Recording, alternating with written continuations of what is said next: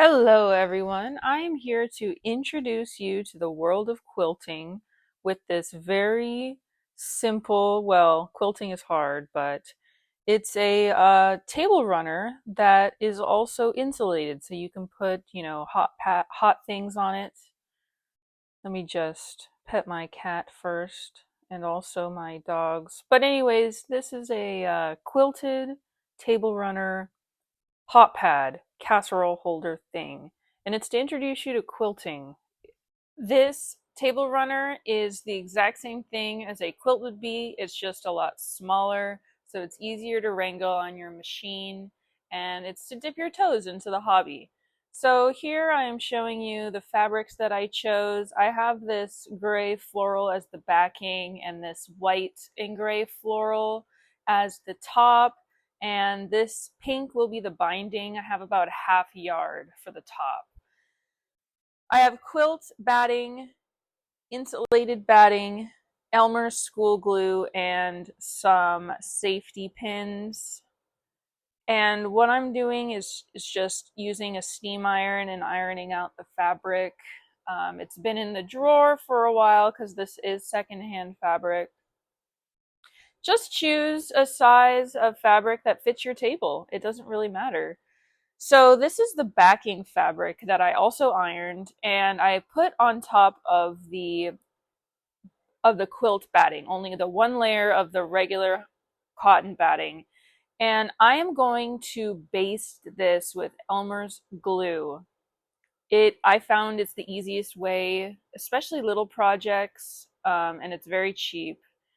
So I'm just going to apply a very small drop of glue, almost like every drop is a safety pin. So I'm just going to go down the entire half of the batting and applying one little drop of Elmer's glue.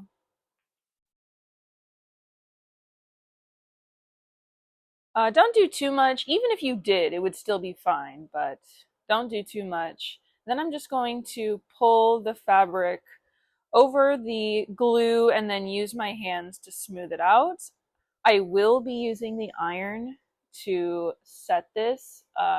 That's not even necessary. You can also just leave it out to dry overnight. So I'm just using my hands to spread that out, and then I'm going to uncover the other side where I haven't glued yet, and then I'm going to glue the entire thing.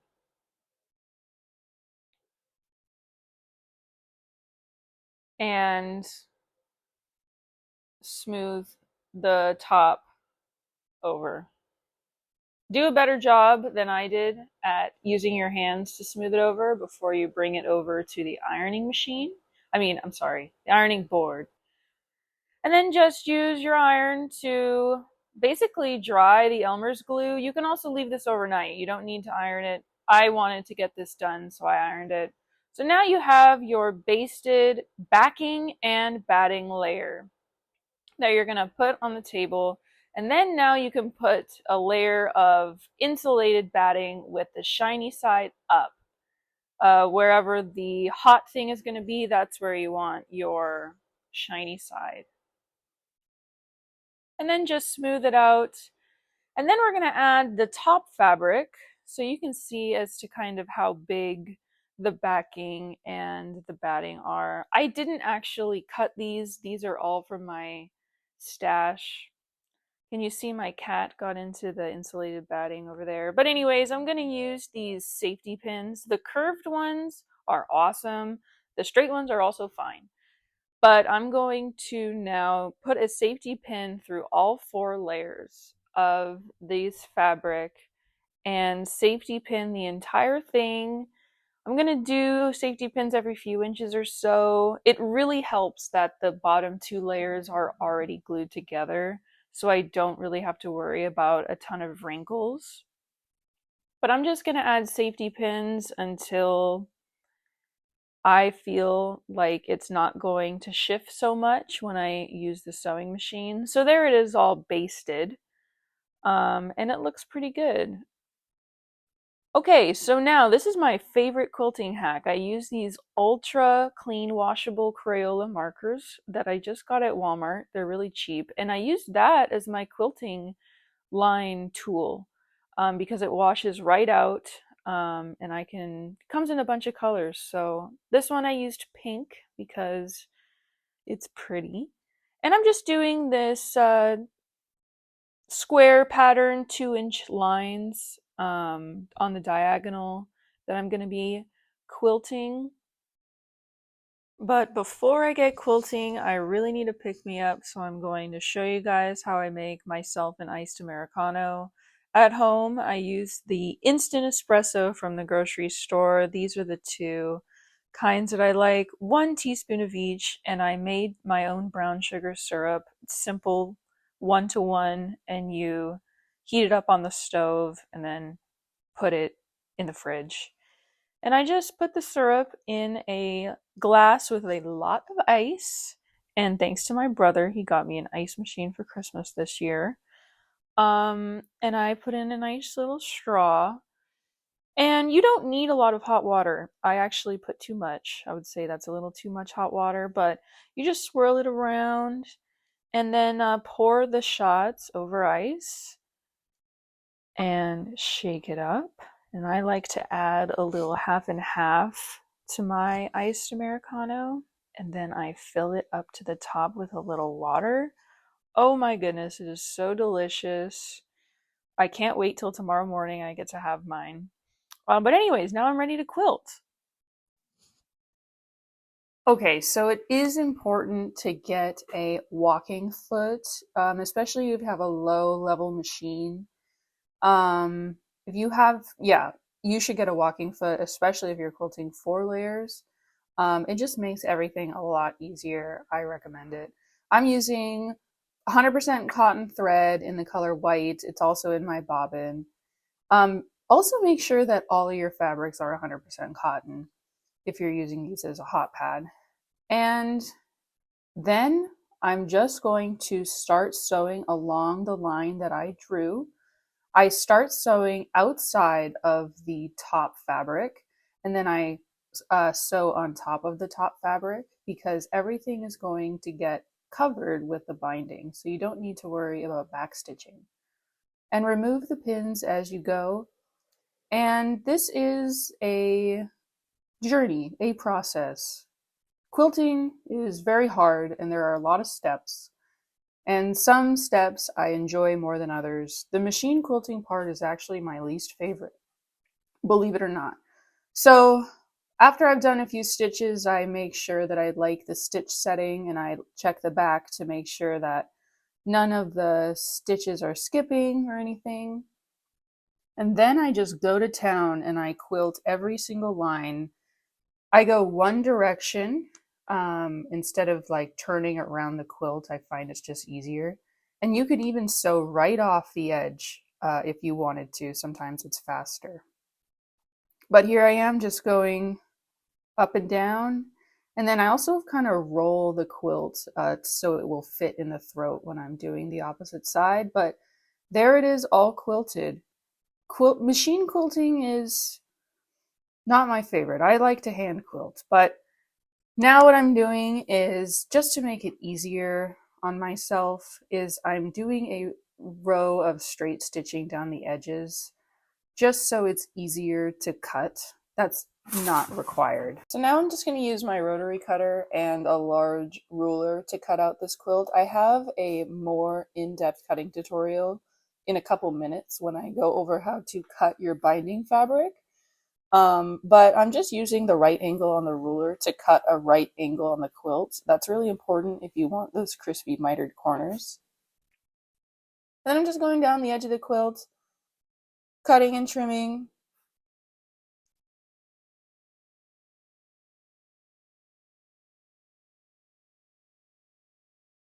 And isn't that so beautiful? It's almost done. Now we have to add the binding. There's the quilting pattern. I think it turned out really cute. And now we are in the home stretch.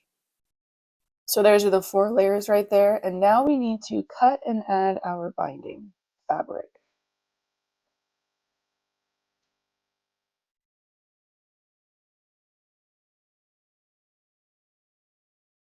So this is going to be a more in-depth tutorial of how to cut fabric. I'm going to show you how I cut the binding fabric. So I needed to cut 3 strips of binding. I will put the calculations on the screen.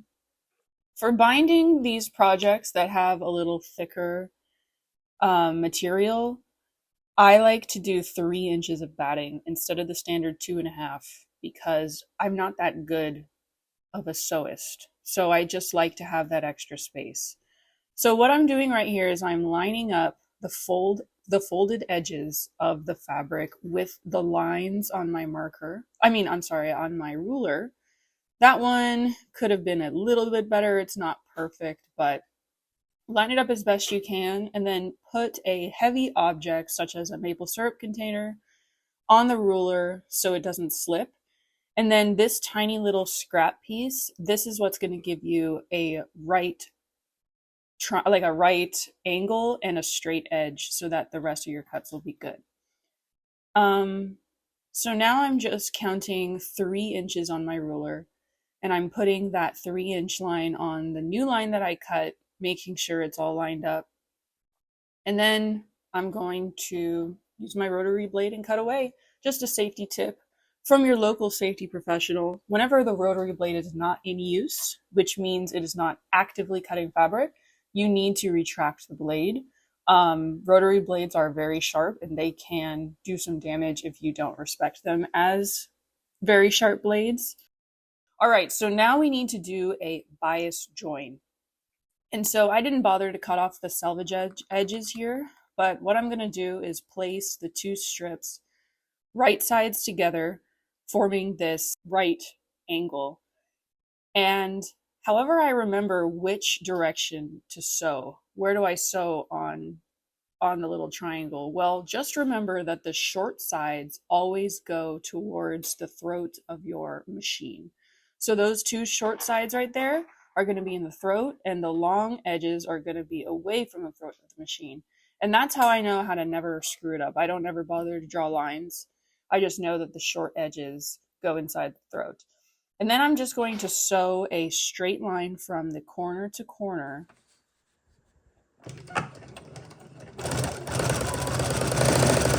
And that's going to give me a nice bias join. So I don't even cut that piece from my sewing machine. I just pick up the strip, make sure that it's right sides together, and I add the second strip right on top. And just remember the short sides go towards the throat and the long sides go away from the throat of the machine.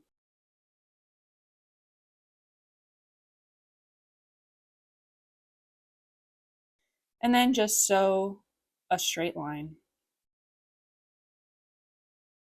Okay, so now I've taken my whole strip to the ironing board, and before I cut off the excess fabric, I'm just making sure that I did it right, because sometimes I've done it wrong. Just make sure that the seams are all facing the same direction. And then to cut off the excess fabric, I'm just using my scissors and cutting a 1/4 inch seam allowance and also making sure to trim the dog ears off. And you'll do this with both seams.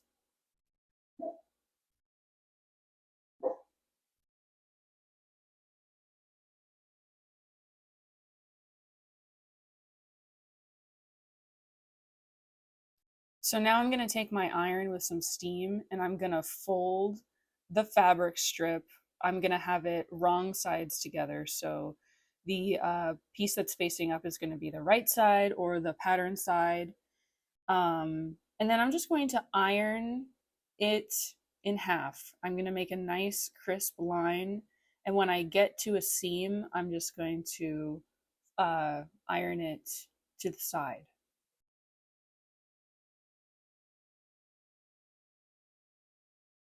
I kind of press down on this instead of going back and forth because you can really distort this fabric if you're not careful.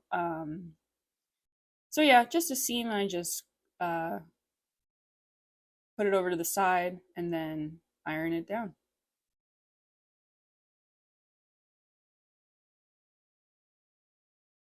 So I'm just rolling up the folded batting so it's easier to transport. And I'm going to bring it over to my quilt. I'm going to apply this binding to the backside first because I'm machine binding this project. So to pin it onto the back of the fabric, you'll need pins, or I also like to use these clover clips. These are great for mini projects, but pins work just as fine. And now you'll want to start on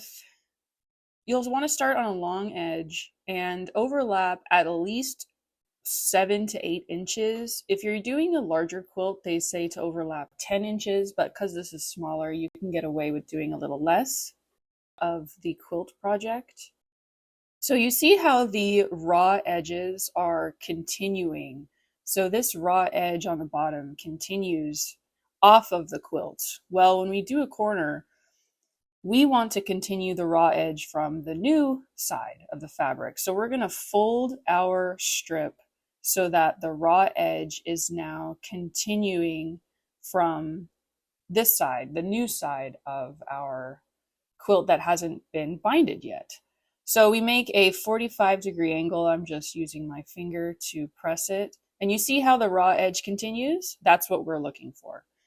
Now we can simply fold up the binding, and we'll have the fold right on the edge of the quilt, and you'll continue the raw edge to raw edge. And just make sure you add a clip to both sides.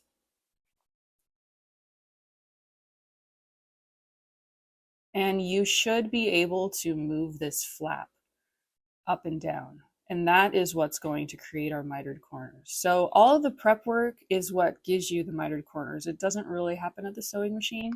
So take the extra time to do it.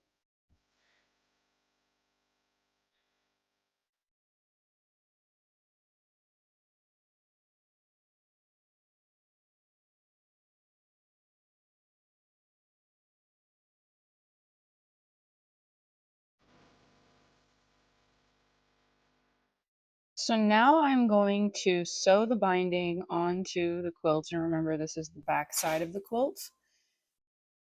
I am going to use my presser foot and I'm going to change the needle position to the rightmost side. So whatever my presser foot allowance is with the rightmost needle, in which for me that's number 46.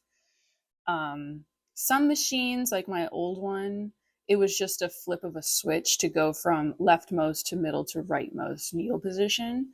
But that's just what I'm going to choose as my seam allowance here.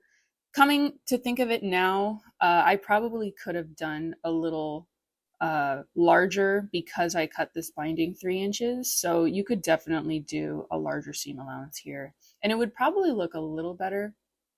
Maybe if just you had your needle in the middle position. But I'm just going to start on one end and go down. I'm going to back stitch at the beginning and removing the pins as I go. Binding is my favorite part of the quilting process. I like it more than piecing. I like it more than machine quilting. I don't like it more than hand quilting, but I really enjoy binding. So once you get to the corner, you see how we have our fabric that's folded over. Well, I'm going to take a pin and I'm going to feel where that fold is. And about a 1/4 inch away, I'm just going to mark it and I'm going to stop sewing. So essentially, you don't want to sew into the fold. You want to sew right before you get to the fold. And then once I get there, I'm going to pivot the quilt 45 degrees, and then I'm going to sew off the edge. Okay, so now cut your threads, and now look and see what it looks like. So I stopped a 1/4 inch from the fold, and then I pivoted the quilt, and I went right off the edge. So now we're just going to fold this triangle over, and then we're going to sew right from the top a 1/4 inch seam allowance, or whatever seam allowance you choose. And then we're just going to continue all the way down until we get to the next corner.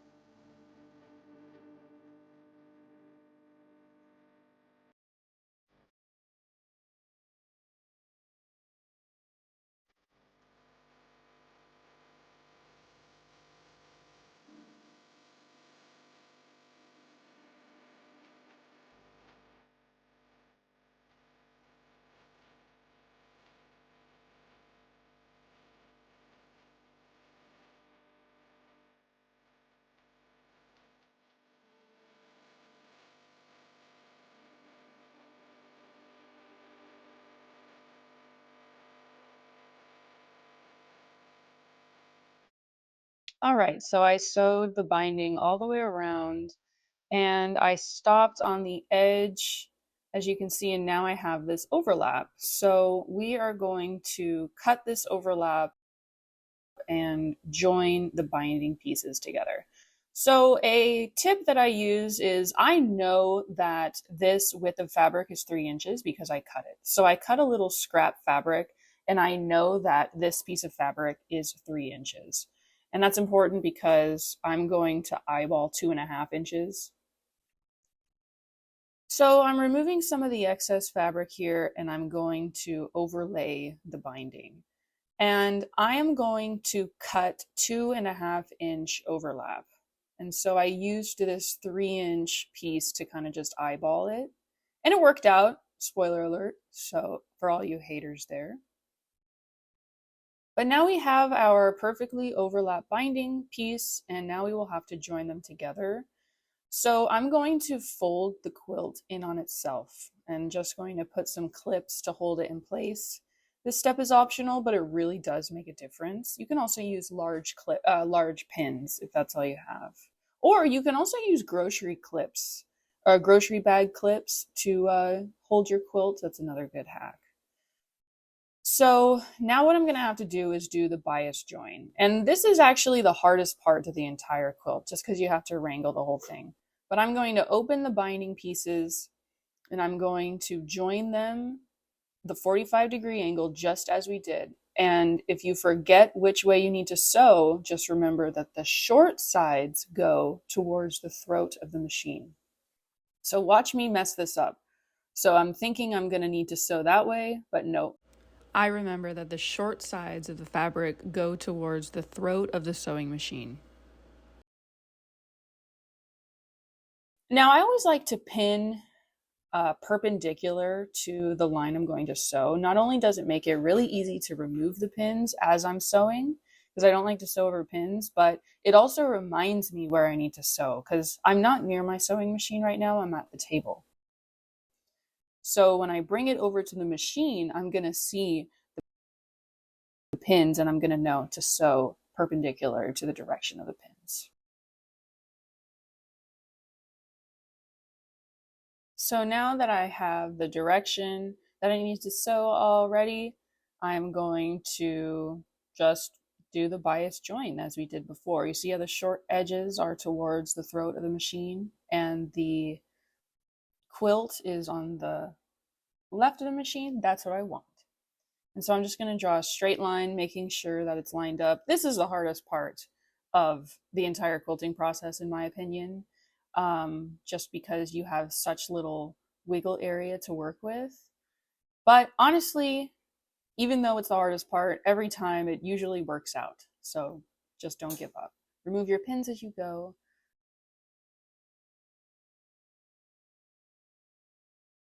Cut your threads, and then before you cut the excess fabric, open it up to make sure that it's the right direction. And it looks like pretty good. So I'm going to remove the pins from my quilt and open it up, and look how nicely it lays flat.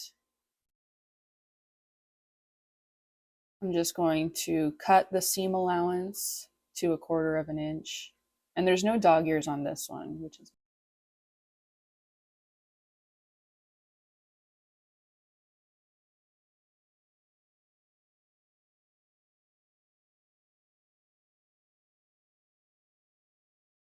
I'm just going to use my fingers to slightly press this seam to the side before I stitch down the rest of the binding. So I'm just going to start where I left off.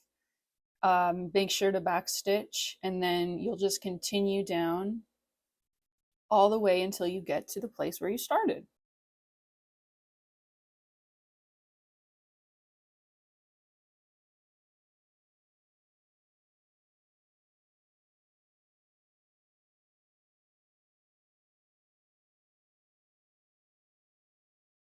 All right, so now I'm going to press the binding open. I decided to just use my hands here. But if you wanted to, you should use an iron, or a straightening iron, like for your hair, is great for this tool. I also like to iron batting, or I'm sorry, binding with my hair straightener if I don't want to bring out my iron and my ironing board. But I'm just using my hands to press this over to the other side, and then I'm going to cut any threads that are loose. This is the time to do it. Not only am I going to trim extra threads, but I'm going to trim the corners as well. Just make sure you don't clip the corner seam.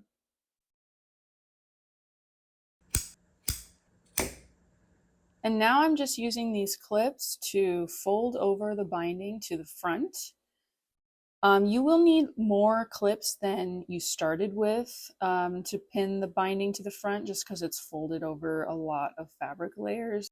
And now here's how we get that nice corner. We're just gonna fold over the top and then fold over the other one and then line up the corners. This is not the step where you get the mitered corners. The mitered corners comes from the folding step before you sew it on. So if you're having trouble with this step, maybe go back and practice folding before you add the binding.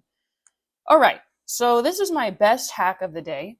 I'm going to move my needle to the leftmost position because I don't want the binding to kind of slip off the tracks of the sewing machine. So this is what I've found is the best way to machine sew on the binding. And I'm just going to get that right on the edge of where I want the seam to show on the binding fold. So I just chose a place right there. Looks pretty good to me.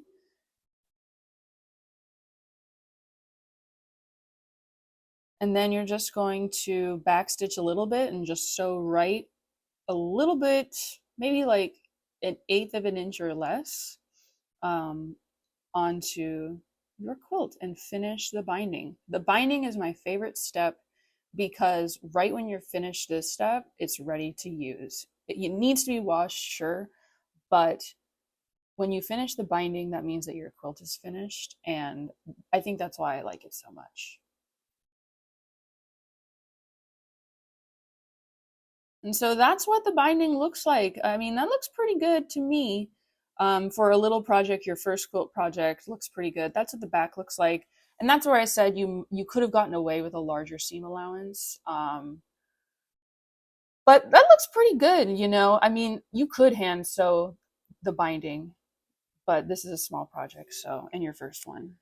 All right, when we get to the corner, what we're gonna do is we're going to make sure that that fabric, the one that I'm holding right now, doesn't get lifted up by the presser foot in the action. So I would slow down a little bit if you need to lift up your presser foot and then put it back down onto the fabric.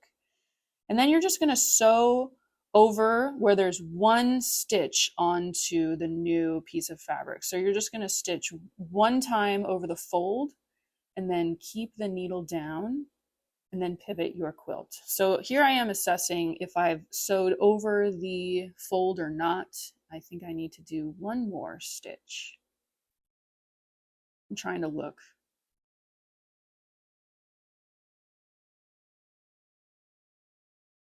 There we go. So needle down, presser foot up. I'm going to pivot the quilt 90 degrees. And then I'm just going to continue down the next edge. And I'm going to do that throughout the entire quilt.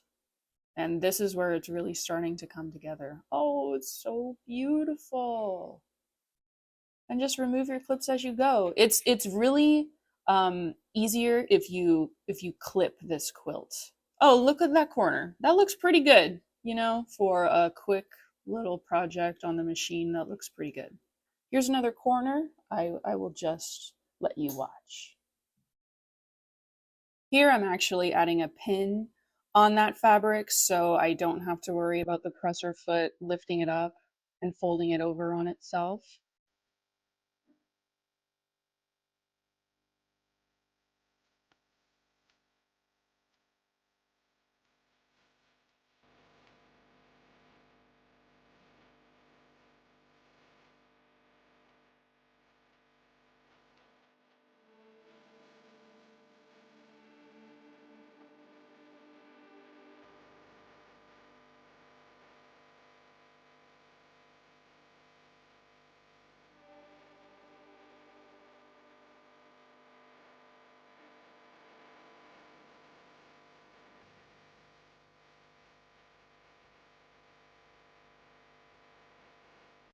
And then once you have completed all the way to the other side, just trim those threads. And because you trimmed them all before the binding step, this should be your last step before the quilt is complete. I'm so happy with it. This is how it turned out.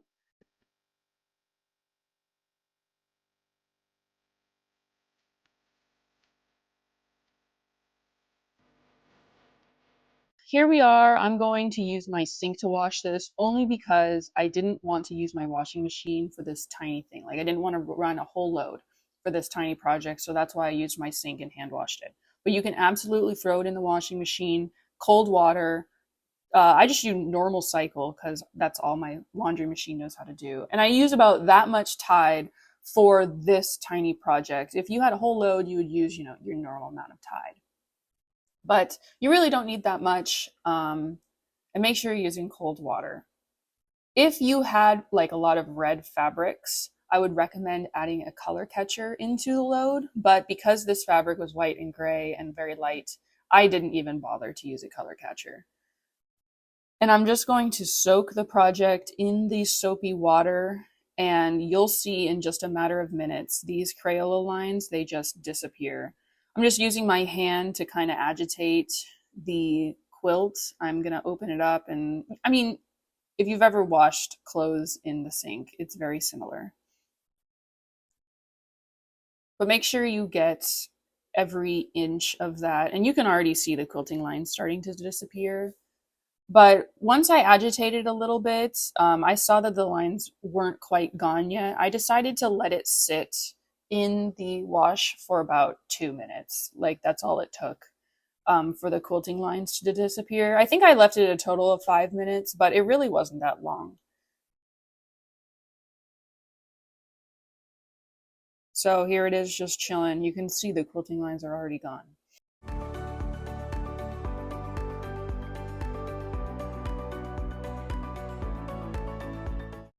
After I drained the soap, I gave it a little shower with the sink attachment for the rinsing cycle.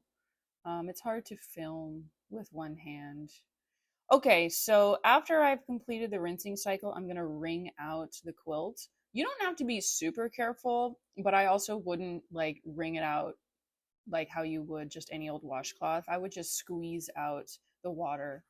But yeah, you can be this is not going to fall apart. This is very well constructed with all of the stitching that we did. So yeah, no need to worry about it falling apart. I'm just wringing it out with my hands. It's a workout.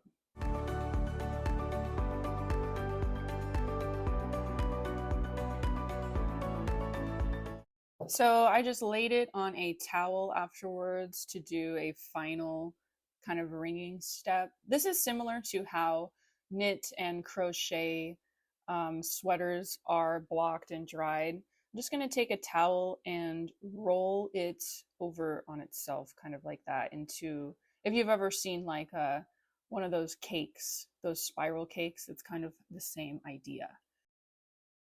So I rolled it up into a little log, and I'm going to press down and squeeze as much water as I can out.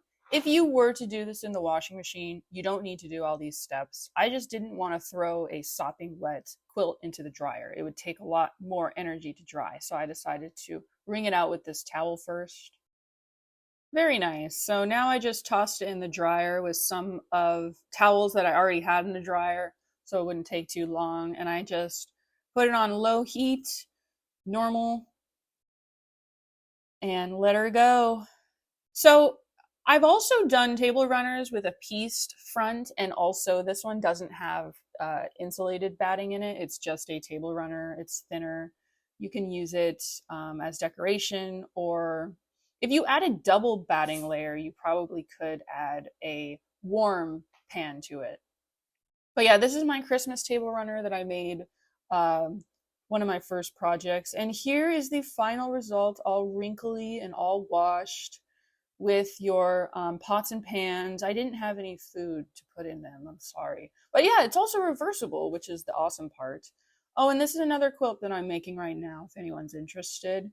Express Post by Third Story. I'm going to make this in honor of my friend who I only speak to by snail mail. So I'm excited to get started with this. And here it is as just a regular table runner, not in use by a hot pad. Thanks so much for watching if you made it this far. If you want to see more videos, don't forget to like and subscribe.